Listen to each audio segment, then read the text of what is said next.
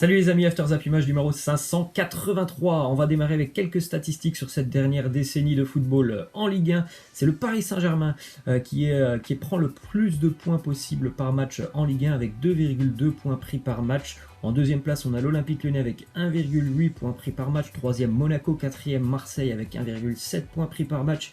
Et en cinquième place, c'est Lille. Donc bon, pas vraiment de surprise, hein. Ce sont les équipes qu'on retrouve régulièrement en Coupe d'Europe qui sont aux 5 premières places de ce classement. Une autre statistique, celle-ci, elle est individuelle. Kevin Théophile Catherine a disputé 231 matchs sans jamais être remplacé. C'est un record dans les 5 grands championnats européens lors de cette décennie. C'est incroyable parce que sur 231 matchs, hein, quand même, ça fait beaucoup de saisons et surtout, ce sont 231 matchs sans que le joueur ne se soit blessé, sans qu'il soit jamais remplacé. Donc c'est vraiment quelque chose de très fort. Ensuite, autre statistique, celle-là un petit peu plus surprenante et un petit peu plus marrante. Elle concerne le Paris Saint-Germain. Sur ces 10 dernières années, 6% des CSC qui ont été marqués en Ligue 1 ont été inscrits par le Paris Saint-Germain. Donc vraiment assez incroyable cette statistique. C'est là aussi un record. C'est le Paris Saint-Germain sur les 10 dernières années qui a inscrit en tout cas le plus de CSC. On voit la photo d'ailleurs d'Apoula et d'Elsa. Apoula et d'Elsa, ça date de vraiment avant l'époque qatari du Paris Saint-Germain. Ensuite, une déclaration de Paul Bernardoni, gardien du Nîmes Olympique. Il nous dit: je m'interdis d'avoir les écouteurs en sortant du bus, c'est une question de respect. Je ne supporterai pas de rater un gamin qui me demande un autographe à cause de ma musique. Après voilà, il y en a qui ont leurs écouteurs quand ils sortent du bus, qui vont tout droit direction les vestiaires. Il y en a d'autres voilà, qui prennent le temps d'aller voir les supporters. Les supporters, ils demandent que ça, hein. Et en général, il y a beaucoup d'enfants, ils demandent que ça, hein, d'avoir soit un autographe, soit une petite photo. Donc bon bah il y en a qui y vont. Il y en a d'autres, hein, faut pas se mentir, ils n'en ont complètement rien à foutre. Ensuite, une déclaration du directeur sportif de l'Ajax Amsterdam, Mark Overmars, qui a déclaré dans un quotidien néerlandais qu'il pourrait accepter de laisser partir l'international marocain Hakim Ziyech dès cet hiver s'il y avait une offre acceptable. Il faut rappeler aussi que ça peut faire pencher un petit peu la balance pour Hakim Ziyech. Il n'y aura pas de Ligue des Champions pour l'Ajax sur la deuxième partie de saison. Et l'Ajax est aussi un petit peu en difficulté au niveau du classement des Pays-Bas. Ils sont vraiment à la lutte, je crois, avec l'AZ Alkmaar. Donc c'est une première partie de saison un peu décevante, je pense, pour Ziyech, qui certainement s'attendait à jouer la Ligue des Champions sur la deuxième partie de saison. Donc ça peut être vraiment une piste sérieuse pour certains clubs qui visent et qui ambitionnent de se renforcer sur ce mercato hivernal. Ensuite, en Espagne, du côté de Barcelone, un sondage a été réalisé auprès des supporters du Barça. Les supporters du Barça, en grande majorité, près de 80% des supporters catalans ne veulent plus d'Ernesto Valverde. Le choix premier des supporters, c'est Jürgen Klopp. En deuxième place, on retrouve Ronald Koeman. Après, ça, bien évidemment, c'est un sondage auprès des supporters. Je pense que c'en est tout autre, hein, du côté du vestiaire catalan, puisque Valverde, visiblement, il n'a pas l'air très bousculé par les 2 derniers échecs en Ligue des Champions du Barça. Visiblement, le vestiaire est totalement derrière lui, puisque voilà, il ne fait pas beaucoup de vagues, hein, Valverde, du côté du vestiaire catalan. Il ne se risque pas trop à faire sortir des joueurs sur le banc. Donc c'est quelqu'un voilà, qui respecte, on va dire, totalement son vestiaire, peut-être même un peu trop. Donc pour le moment, Valverde, visiblement, il va continuer jusqu'à la fin d'année avec le Barça. Une autre info du côté du Barça: Ousmane Dembélé était de retour de vacances de Noël. Il était de retour donc à Barcelone. Il arrive à l'aéroport. Surprise pour lui, il y avait déjà des journalistes qui l'attendaient, et Dembélé, il n'avait pas vraiment envie de parler aux journalistes hier. Il leur a dit très tranquillement sur la première intervention de stop, tout simplement. Il ne voulait pas parler.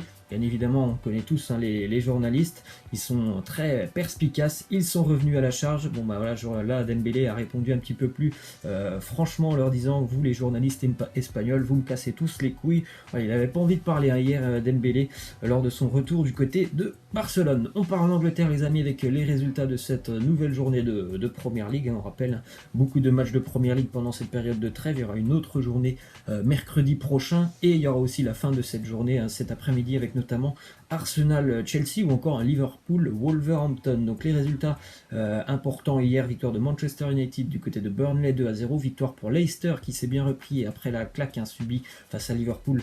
Leicester s'impose du côté de West Ham 2-1, et match nul pour le Tottenham du côté de Norwich 2-2, et victoire aussi pour l'Everton de Carlo Ancelotti qui s'impose pour une deuxième fois cette semaine du côté de Newcastle 2-1. Déclaration de Sadio Mané maintenant, qui revient sur la régularité de Liverpool sur cette année. Il nous dit: on a retenu les leçons de nos erreurs de la saison passée, c'était une période très difficile pour nous d'avoir perdu le titre, ça fait mal maintenant, alors on reste toujours concentré sur le même objectif, on veut gagner quelque chose.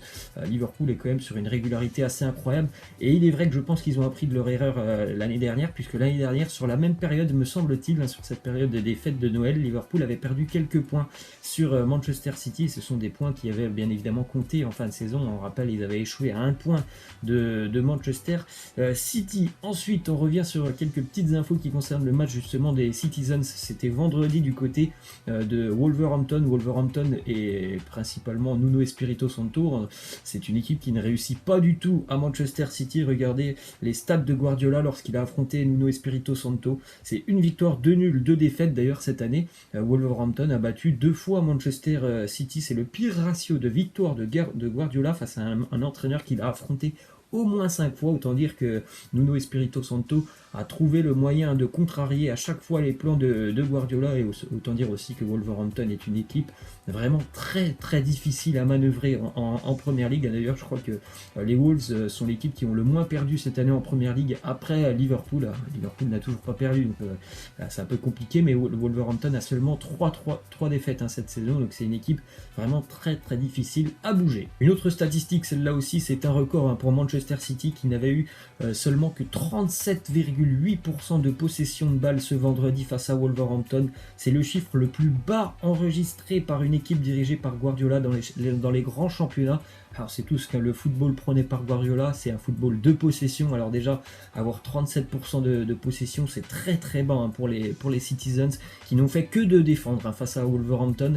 Dès lors que Wolverhampton est vraiment rentré dans son match, ils ont mis 25 minutes, même s'il y avait eu le carton rouge qu'ils ont encaissé un but, ils ont mis 25 minutes à rentrer dans leur match, mais après, franchement, City n'a fait que défendre. Et autre statistique aussi un petit peu surprenante pour Manchester City, qui a déjà encaissé 23 buts cette année en 19 matchs de Première Ligue cette saison. C'est déjà autant que sur l'exercice précédent. Donc voilà, les Citizens, avec une demi-saison de jouer, ont déjà encaissé plus de buts que l'année dernière quand même. Ça montre bien que City a quand même beaucoup de mal cette saison, que ce soit défensivement et offensivement. Ça marque beaucoup moins du côté de Manchester City. C'est pas une très très bonne année quand même pour les Citizens ce début de saison. On part maintenant sur le match de Manchester United, et une statistique pour Anthony Martial, qui est le Mancunien le plus décisif depuis son arrivée. Il était arrivé il y a maintenant plus de 4 ans du côté de Manchester. Et bien Anthony Martial, c'est le joueur le plus décisif sur ces 4 ans. Il a marqué 41 buts avec aussi 20 passes décisives, donc il est impliqué sur 61 buts de Manchester United. Il a encore marqué hier Anthony Martial. Il fait un très très bon début de saison. Autre joueur pour les Mancuniens qui fait vraiment un début de saison incroyable, c'est Marcus Rashford, lui aussi buteur, puisque Manchester s'impose 2-0 hier. Regardez les stats très impressionnantes pour Marcus Rashford: 26 matchs, 19 buts et 4 passes décisives. Il est presque décisif à tous les matchs avec Manchester. Donc vraiment un très joli duo, ce Rashford Martial. Ensuite, une autre statistique sur un joueur de Manchester United qui lui par contre vit une première partie de saison très très compliquée, pour ne pas dire cauchemardesque. C'est Jesse Lingard. Regardez les statistiques de Jesse Lingard sur l'année 2019. 0 but, 0 passe décisive. Très compliqué pour Lingard de retrouver, on va dire, ne serait-ce qu'un semblant de son niveau d'il y a à peu près un an et demi ou 2 ans. Franchement, il a beaucoup de mal sur le terrain. Une déclaration de Solskjaer qui revient sur l'absence de Pogba qui n'était pas là hier.